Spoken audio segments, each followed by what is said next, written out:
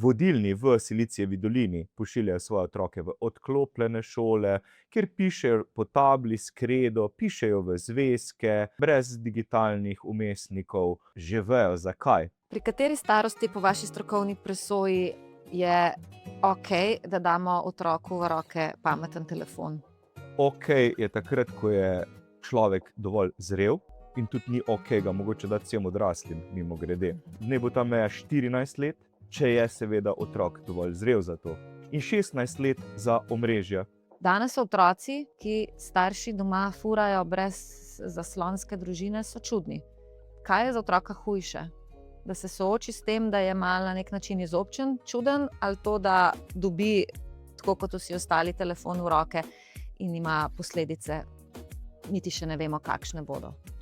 Jaz mislim, da je bil to čuden eksperiment zadnjih 20 let, kar smo naredili. Dali vsem mladim telefone v roke, kakšna je posledica, ekstremen porast anksioznosti, tesnobnosti, bolj med dekleti kot med fanti, depresije skokovito naraščajo, samopoškodovanje skokovito narašča in poskusi samomorov. Kaj je rešitev?